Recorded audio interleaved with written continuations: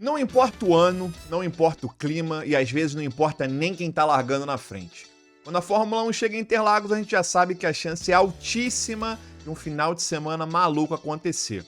Mas o que faz essa pista ser assim? Por que o GP do Brasil é viciado em farma aura? Vem comigo que eu te conto. Antes de tudo, a gente vai ter que dar uma viajada no tempo. Senta que lá vem a história. O Brasil já tem corrida de Fórmula 1 desde os anos 70, mas naquela época o traçado era bem diferente do atual. A pista tinha praticamente 8 quilômetros de extensão, quase o dobro do traçado atual, e recebeu as etapas até os anos 80. Nessa época, por conta de problemas com a estrutura do autódromo e questões de segurança, que eram considerados já ultrapassados, a corrida acabou indo para o Rio de Janeiro, onde ficou em Jacarepaguá durante toda a década de 80. Só que aí, com um clima que já não estava mais muito amistoso entre a Fórmula 1 e a empresa da prefeitura que tomava conta do autódromo, e depois ainda também de um acidente com o piloto Philippe Strafe, que deixou o francês tetraplégico e gerou uma onda de críticas sobre como o atendimento foi feito, o GP do Brasil para 1990 quase não aconteceu. A corrida quase foi parar em Brasília ou Goiânia, mas acabou voltando para São Paulo, que contou com uma grande reforma no autódromo para modernizar as suas estruturas e principalmente alterar o traçado, ficando do jeito que a gente conhece hoje em dia. Tiveram algumas mudanças depois com a entrada e a saída dos boxes, mas o traçado em si é o mesmo. E aí já começam a entrar os primeiros fatores que ajudam a explicar por que tem tanta corrida boa em Interlagos. O primeiro é justamente o fato desse traçado ser considerado curto para os padrões atuais. Interlagos é a quarta pista mais curta do calendário da Fórmula 1, ficando na frente só de Zandvoort na Holanda, México e Mônaco, que são pistas que foram reformadas ao longo dos anos, mas também são das antigas. E a partir de 2027, a gente ainda vai descer de novo mais uma posição, já que a pista da Holanda vai voltar a ficar de fora. Agora, você é que não pode ficar de fora de mais uma imersão da Alura, a maior escola de tecnologia do país. A imersão Dev com o Google Gemini é totalmente de graça e é a última do ano, tá? Corre para se inscrever porque o prazo já tá acabando. Além de você poder dar os seus primeiros passos na programação, você vai poder criar o seu primeiro projeto e ainda ter a chance de ganhar uma bolsa de 100% da FIAP, além de outros prêmios. Não precisa ficar preocupado achando que isso é para quem já manja de programação não, tá? A imersão é voltada justamente para quem tá começando e quer aprender de uma forma mais acessível. Então, ó, já clica no link aqui embaixo ou escaneia esse QR Code que tá na tela, porque é totalmente de graça. Então, como eu falei, são poucas vagas e já vai acabar. Então corre. Como a distância de uma corrida precisa ser sempre a mesma, ou seja, 300 km, uma pista mais curta significa que é uma corrida com mais voltas. E se a corrida tem mais voltas, então os pilotos passam pelos pontos bons de ultrapassagem mais vezes, o que ajuda quem está atacando a ter mais chance de passar, ou até de quem já foi ultrapassado poder reagir rápido. E se não bastasse os pilotos passarem mais vezes por um bom ponto de ultrapassagem, Interlagos ainda tem vários deles. Chegando no S do Senna, na descida do lago depois de toda a reta oposta, que durante essa era de DRS, inclusive, também é um lugar onde quem foi ultrapassado lá no S tem a chance de passar de volta, ou quem não passou no S vai ter mais uma chance na sequência. E depois no miolo, que é um pouco mais travado, você ainda tem a junção, onde cria uma chance de ultrapassagem já ali, ou ajuda quem está atacando a pelo menos preparar bem a saída para toda a subida de pé cravado com o outro DRS até o S que a gente já falou e o ciclo se repete.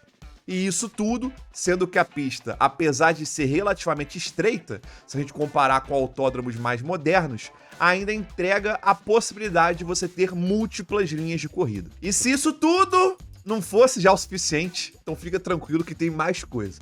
Por exemplo, a gente pode falar sobre as mudanças de elevação da pista, e que são várias. Cara, olha só como é só a reta principal.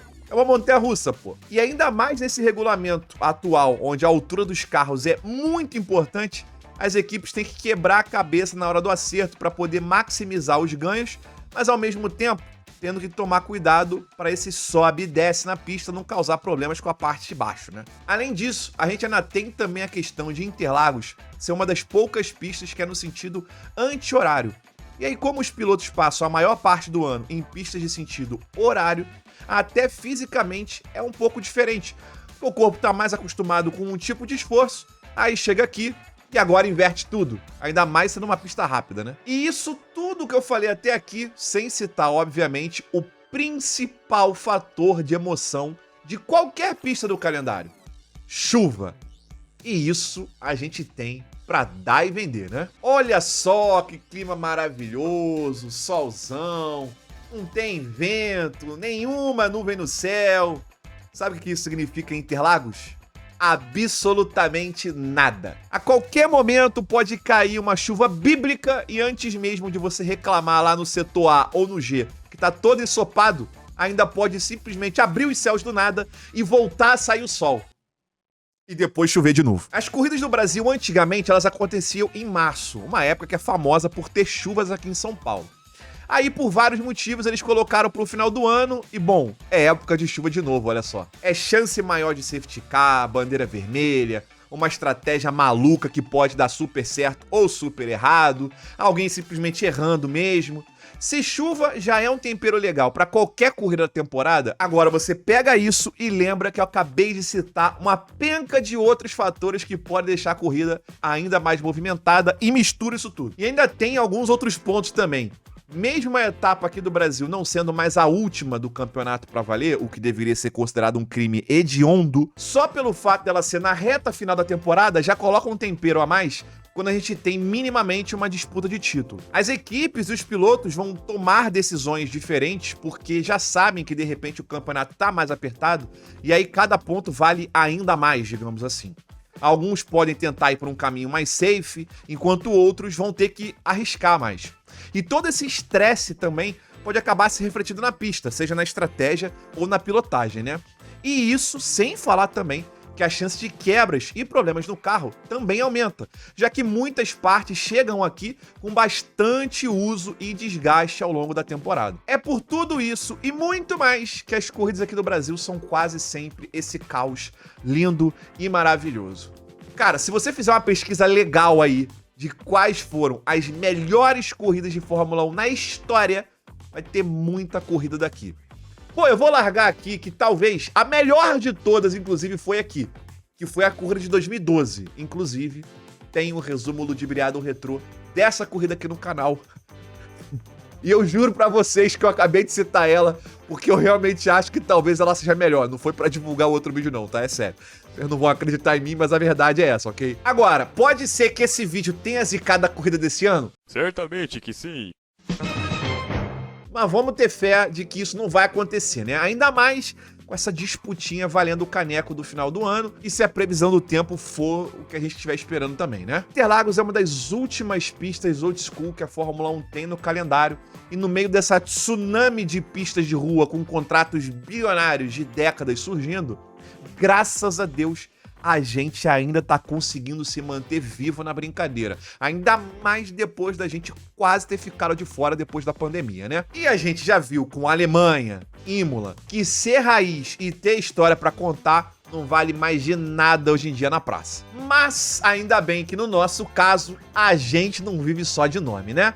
A gente tem uma pista incrível e maravilhosa que parece que não vai cansar nunca de escrever algum novo capítulo histórico na categoria. Alô, Fórmula 1, quando a coisa não estiver muito legal, deixa com a gente, beleza? Assim como eu tô contando com você também para deixar o like e se inscrever no canal se tiver curtido esse vídeo.